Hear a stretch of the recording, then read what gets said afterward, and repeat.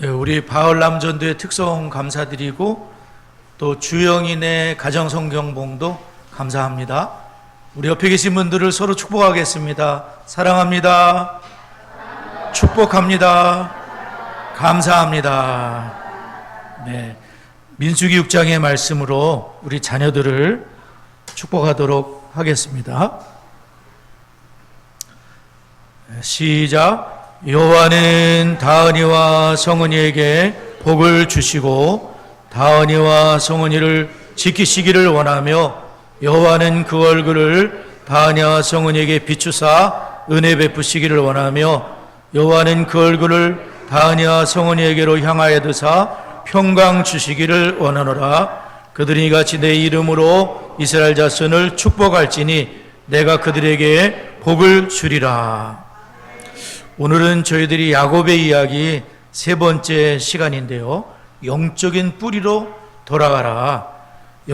첫째로 영적인 뿌리로 돌아가게 될 때에 우리는 견고해 줄 수가 있다는 그런 말씀인데요. 1절을 한 번 더 읽어보도록 하겠습니다. 자, 성경을 한번 펼쳐보시죠. 창세기 35장 1절 함께 읽겠습니다. 시작.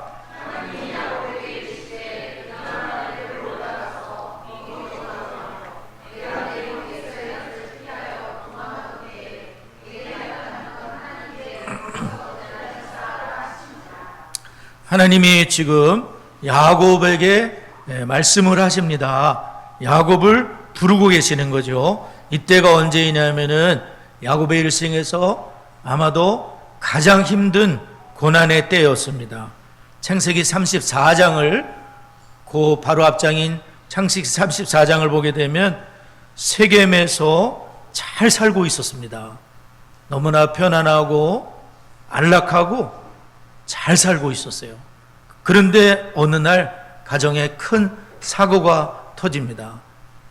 야곱이 사랑하는 딸 디나가 그 동네에 나갔다가 세겜 추장에게 강간을 당했습니다. 이 일로 인해서 야곱은 너무나 고통스럽고 또한 자기의 동생을 강간한 그 세겜 사람들을 그 오빠들이 도저히 용서할 수가 없었습니다. 그래서 이놈들에게 복수를 해야 되겠다.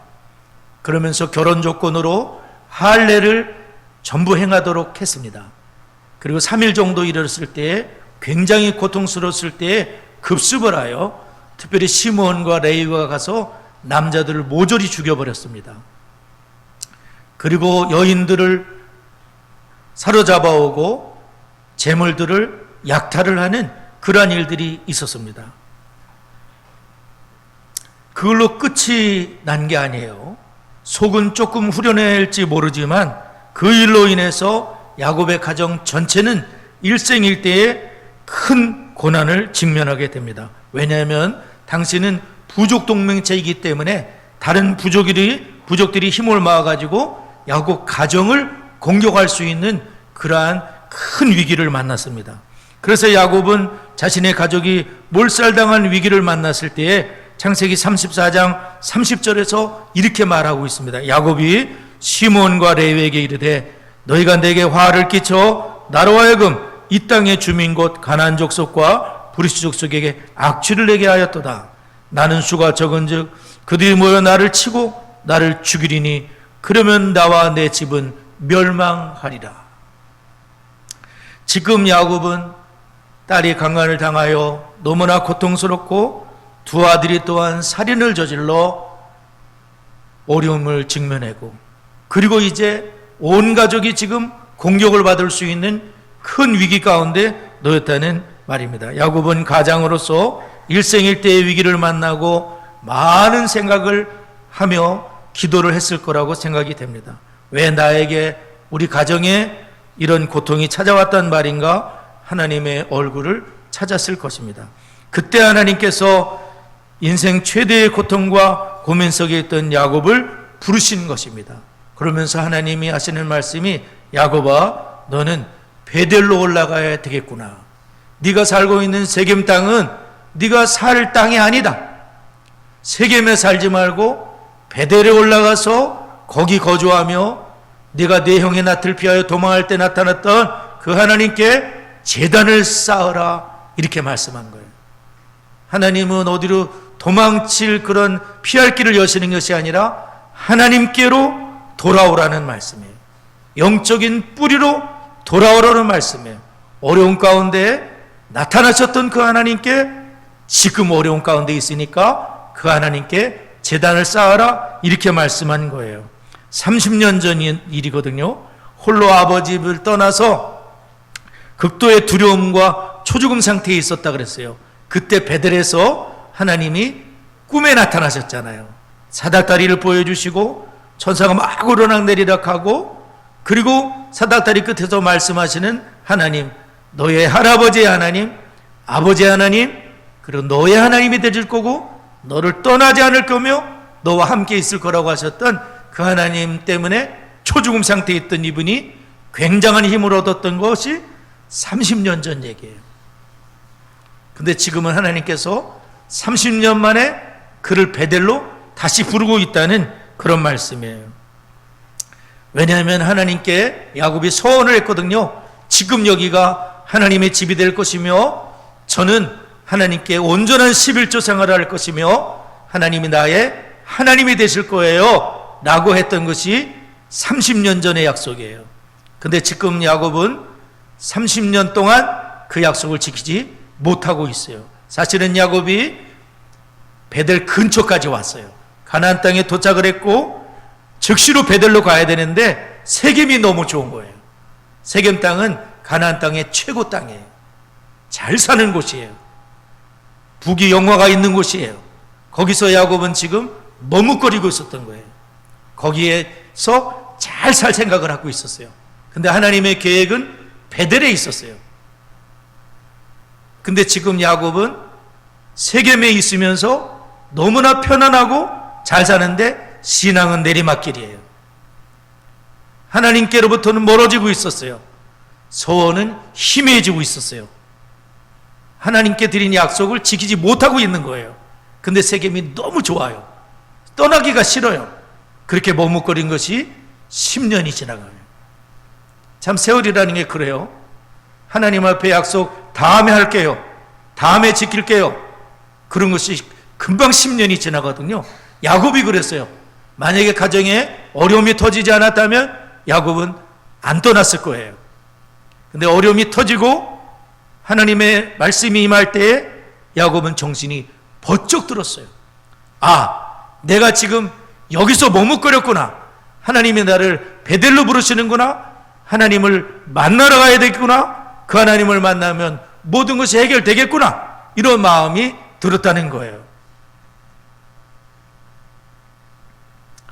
야곱은 절대절명의 위기 속에서 가족을 향하여 영적인 제사장으로서 가정을 향하여 명령을 내립니다. 그것이 뭐냐면 모든 우상을 버리자.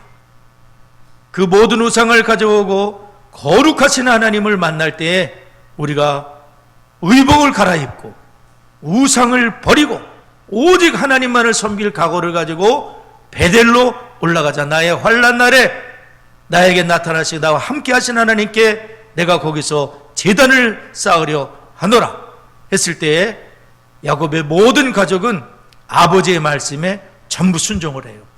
그래서 드라빔을 비롯하여 손에 갖고 있던 우상들과 귀걸이, 우상이 새겨져 있는 값진 보물들, 그 모든 것을 아버지께 다 했을 때에 야곱은 지체하지 않고 상수리 나무 아래 땅속에 묻어버렸습니다. 할렐루야. 아니 우상이 뭐냐 말이에요. 우상이 뭐야 도대체. 아무것도 아니거든. 우상은 신도 아니고 우상이 뭘 해줄 수 있는 게 아닌데 이상하게 그 우상이 뭘 해줄 것 같은 거야. 세상 사람들이 전부 그거를 의지하고 있으니까. 그러니까 하나님을 믿는 우리도 그걸 의지하면 뭐가 복이 될 것 같고 그러니까 우상을 자꾸 만든 게 야곱의 가정이 지난 30년 동안 만든 우상들이 많았던 거예요. 그는 자신과 가족 모두를 성결하게 하고 그리고 거룩하신 하나님 앞에 거룩한 모습으로 나아갔던 것입니다. 야곱은 디나 사건을 통해서 자신을 더 돌아보게 되었습니다. 그리고 베델에 올라가 제단을 쌓았습니다. 참으로 참 눈물로 제단을 쌓았을 거예요. 하나님, 정말 죄송합니다. 제가 이렇게 오랫동안 지체했습니다. 사실 야곱이 유목민이기 때문에요, 세겜에 있는 동안도 이 유목민들은 텐트를 옮겨야 되잖아요. 풀을 따라서. 그래 보니까 베델도 지났을 거예요. 베델 근처에 왔었을 거예요. 근데 생각을 안 하는 거예요. 생각을 했지만 실천을 안 하는 거예요. 다음에 하지. 너무나 이 세겜이 좋았기 때문에 세겜의 그 달콤한 유혹에 빠져가지고 자기가 뭘 해야 되는지를 잊어버렸어요. 사명을 잃어버렸어요. 꿈을 잃어버렸어요. 비전을 잃어버렸어요. 하나님이 날 부르신 목적을 잃어버렸어요. 돈에 사로잡혔어요. 쾌락에 사로잡혔어요. 세상에 향락에 사로잡혔어요. 결국은 사명을 잃었어요. 하나님은 고난을 통해 부르고 계세요. 왜냐하면 하나님 우리를 사랑하시기 때문에 그래요. 사랑하는 자녀가 세겜에서 뒹굴고 있는 것을 볼 수가 없어요. 하나님은 고난을 통해서라도, 쓰디쓴 아픔을 통해서라도 하나님의 사명의 자리로, 비전의 자리로, 왜 이 세상에 사는 목적의 자리로 돌아오기를 하나님은 기다리고 계시는 줄 믿습니다. 하나님 마음이 얼마나 아프셨겠어요? 야곱의 아버지 마음은 아프겠어요? 하나님은 소중한 자녀가 강간을 당한 걸 지켜보셨을 텐데 하나님이 얼마나 고통스러우셨겠어요? 그러나 그 고통보다도 돌아오는 게 중요하기 때문에 하나님은 쓰디쓴 고통을 주시는 거예요. 고난이 아니면 돌아오지 않기 때문에 고난을 허락하시는 거예요. 하나님의 큰 나팔 소리예요. 고난 속에서 돌아와라. 영적인 뿌리로 돌아와라. 사명의 자리로 돌아와라. 하나님을 향해 꿈을 꾸는 자리로 돌아와라. 비전의 자리로 돌아와라. 그러나 세상에 사는 동안 꿈을 잃어버려 사람이 주를 위해 살겠다고 그렇게 헌신했던 사람들도 장가만 가면, 직장 생활만 하면 전부 다 세상에 빠져들게 되는 거예요. 사명은 온데간데 없고 주저앉아 있는 거예요. 하나님은 그러한 자리에서 일어나라고 하시는 겁니다. 비전을 찾으라. 주님을 위해 살다가 가진 그런 인생이 되도록 하나님이 야곱을 지금 부르고 계세요. 야곱이 밧다임 아람에서 돌아왔을 때에 9절에 보면 야곱이 밧다임 아람에서 돌아오며 이제사 얘기를 하시는 거예요. 사실 야곱이 10년 전에 돌아왔는데 하나님은 지금 돌아왔다고 말씀하시는 거예요. 아직까지는 돌아오지 않았다는, 몸뚱아리는 왔지만 마음은 오지 않았다는 거예요. 이제 마음이 왔기 때문에 네가 비로소 돌아왔구나, 영적인 뿌리로 돌아왔구나 하나님이 말씀하고 계십니다. 소원이 끝났을 때에 21절에서 하나님은 그의 이름을 완전히 바꿔주셔요. 약복강에서 바뀌었지만 다시 야곱으로 사는 거예요. 이제부터는 너는 이스라엘로 불려질 것이고 이스라엘로 죽을 것이다 하면서 이름을 바꿔주시는 거예요. 야곱은 베델의 이름을 다시 부르면서 엘 베델, 베델에 계신 하나님을 섬기게 되는, 베델을 소중히 여겼지만 그 베델에 다시 나타나신 그 하나님을 경배하게 됩니다.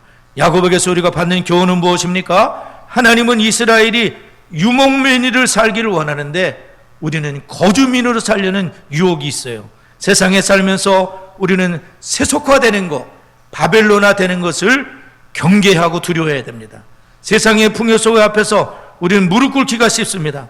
우리는 언제나 세상에 살지만 주님을 경외하고 주님을 믿는 자로 살아야 되는데, 야곱이 높이 사야 될 야곱의 정신이 뭐냐면은 네게부 정신이라는 거예요. 네게부는 사막 지역이기 때문에 하나님이 비를 내려주지 않으면 살 수가 없어요. 그러나 하나님이 비를 내려주시면 엄청난 축복을 받을 수 있어요. 야곱은 자기 아버지가 기근 때에도 100배의 축복을 받는 걸 봤어요. 그게 네게부의 축복이에요. 야곱은 지금 네게부의 정신으로 내가 사막에 있을지라도 하나님이 복을 주면 100배를 얻을 수 있다. 다른 사람은 흉년이고 안 된다고 하더라도 하나님이 나에게 복을 준다면 100배의 수확을 거둔 게 이삭의 축복이에요. 야곱의 아버지, 그를 야곱은 집에 있으면서 잘 봤거든요. 아, 나는 저 하나님의 축복을 받아야 되겠다. 형 축복도 막 뺏어버린 거예요. 그 야곱의 헝그리 정신이야. 신앙의 정신이야. 근데 그걸 놓치고 있었던 거야. 세겜은 땅의 축복을 주면 되잖아. 하나님 의지할 필요가 없어. 뭐 세겜이 다 보고 거기 다 있는데 하나님께 기도할 필요도 없죠. 하나님은 지금 오직 하나님만 의지하는 그 자리로, 비전이 있는 자리로, 꿈이 있는 자리로 나오라고 고난 속에서 하나님이 부르신다는 사실을 기억할 수 있기를 바랍니다. 두 번째로 하나님은 야곱을 민족의 아버지로 만드셨다는 거예요. 민족의 아버지, 열국의 아버지로 만드는 축복을 주시는 거예요. 10절을 다 같이 읽겠습니다. 10절 자 읽습니다. 시작.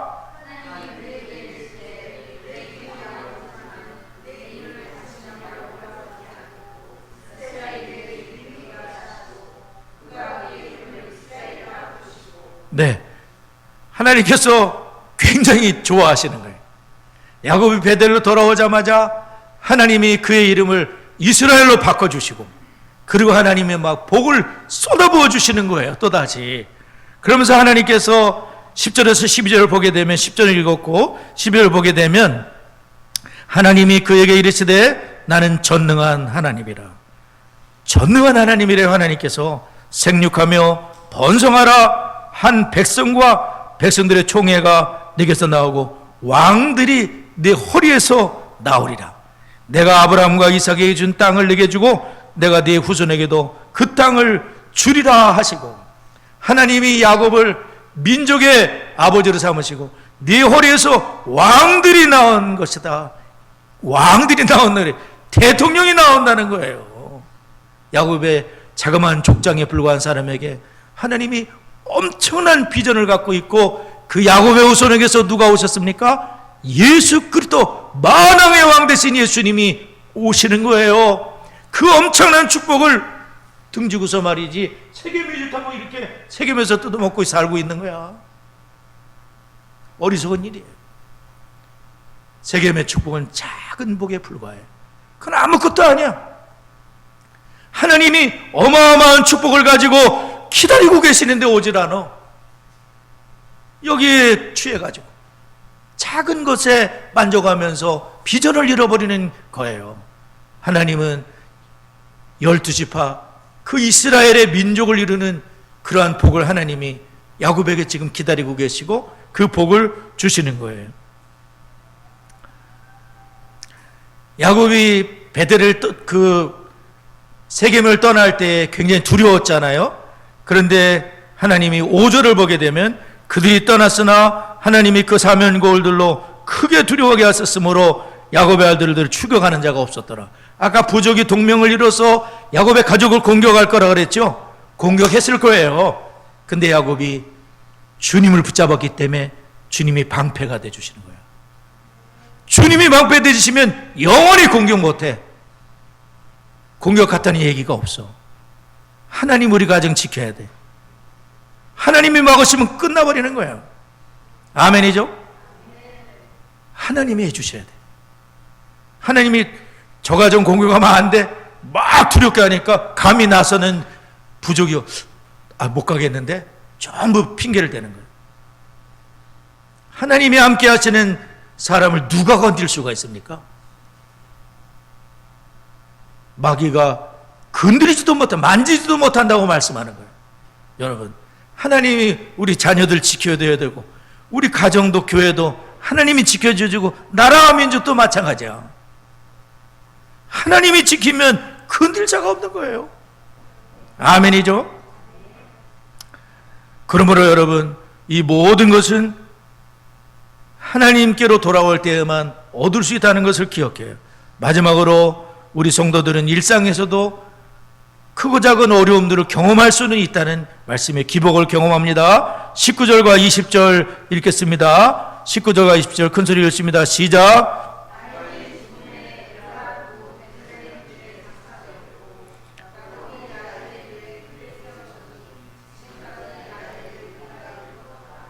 야곱이 이후에도 고난이 없었던 것은 아니고요.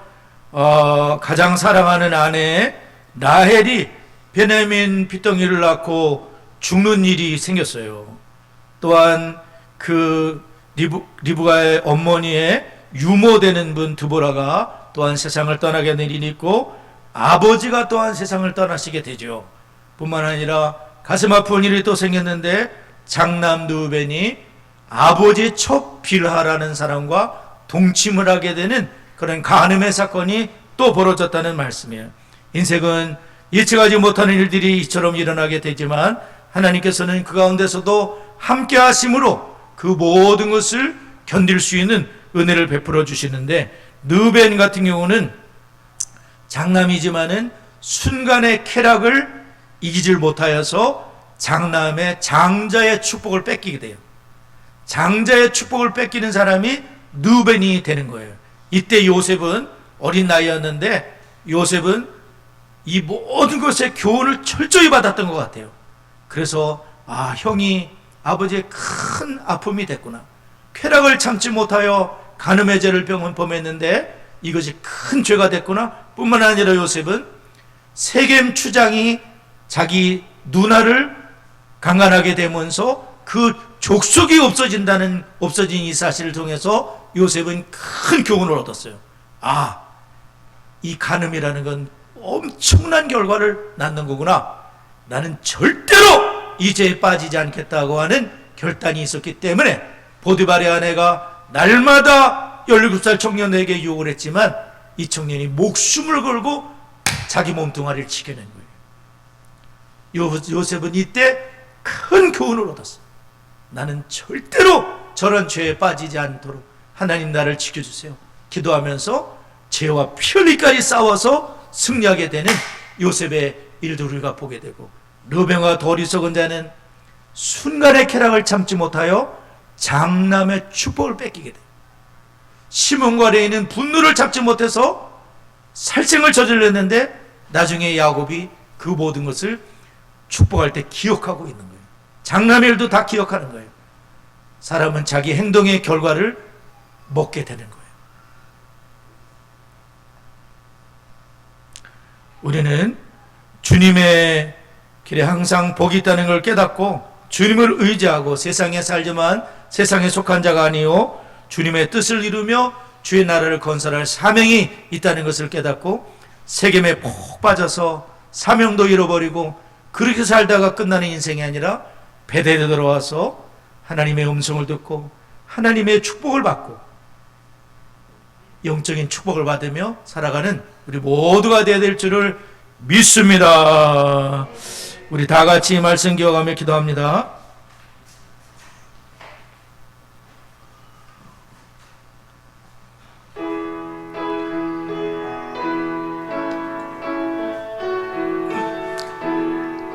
좋으신 하나님 우리 찬양합니다. 좋으신 하나님 좋으신 하나님 참 좋으신 나의 하나님 우리의 기도를 응답해 주시는 참 좋으신 나의 하나님 한없는 축복을 우리에게 주시는 참 좋으신 나의 하나님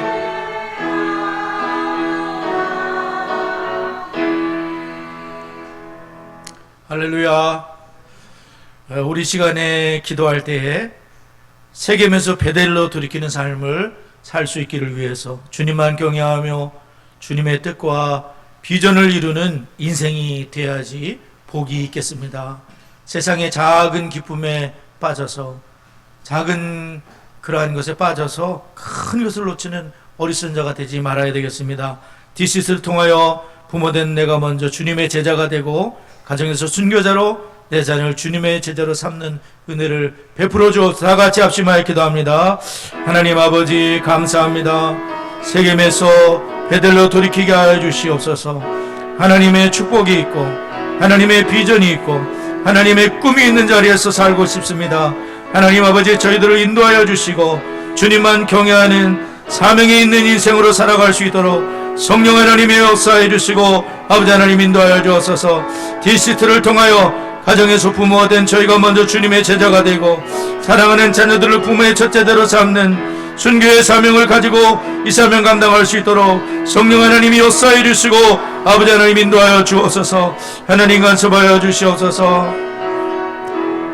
세 번째, 네 번째 기도합니다. 디스 커리큘럼에 더 많은 부모님과 자녀가 동참하며 교회와 가정이 동력하고 세대와 세대 연결되며 신앙의 대물림하는 명문 가문들로 세워지게 하옵소서. 디스 3세대 여름 성령학교 준비와 많은 가정들이 동참할 수 있도록 역사에 다 같이 합심하여 기도합니다. 하나님 아버지 감사합니다. 디스 커리큘럼에 더 많은 부모님과 자녀들이 참여할 수 있도록 하나님 인도하여 주옵소서. 교회와 가정이 동력하게 하여 주시고 세대와 세대가 연결되게 하시고 신앙을 대물림하는 명문 가문들로 세워지도록 하나님이 역사하여 주옵소서. 디스 3세대 여름 성경학교에 복을 내려주시고 그 준비 가운데 또 많은 가정이 동참하여 은혜 받는 귀한 시간 되도록 하나님이 역사하시고 아버지 하나님 인도하여 주옵소서. 오늘은 한 가지 더 기도 제목을 드리겠습니다. 이번 주간에 목요일 20일 날 전미정 지사님 아버지가 뇌혈관 수술인데 개복 수술을 하게 되었습니다. 좀 위험한 부분이고 그런데 이제 1년 전에 이렇게 예약이 됐고 이번에 이제 수술을 하시게 되는데 의사 선생님을 붙잡아 주시고 또 아버지께서 수술 잘 받고 또 건강한 모습으로 살아가실 수 있도록 우리 전민희 목사님 아버지 수술을 위해서 한번 기도해 주시고 오늘 우리 김석영제가 제대를 했습니다. 이제 그동안 군생활 쉽지 않았을 텐데 서기는 여기 나오지 못했지만 서기가 제대를 잘했습니다. 앞으로 주님을 경외하는 믿음의 아들로 잘 세워지도록 우리 김석영제를 축복하며 함께 한 번 더 기도하겠습니다. 하나님 아버지 감사합니다. 전민희 사님 아버지 전 집사님께서 아버지 20일 날 수술을 앞두고 계십니다. 큰 수술입니다. 하나님께서 눈동자처럼 보호하여 주옵소서. 의사 선생님을 붙잡아 주옵소서. 성공적인 수술이 되도록 하나님 인도하여 주시고 건강을 회복하시고 주님의 영광에 남은 생에 살아가시도록 전입사님에게 복을 내려 주옵소서. 하나님 아버지 서기가 오늘 제대하였습니다. 믿음의 아들로 세워지게 하여 주시고 주님의 영광 높이 드러내는 귀한 아들이 되도록 우리 서기에게 복을 내려주시고 아버지 하나님 인도하여 주옵소서. 하나님이 역사하시고 아버지 하나님 이끌어 주옵소서. 예수님의 이름으로 기도드리옵나이다. 아멘.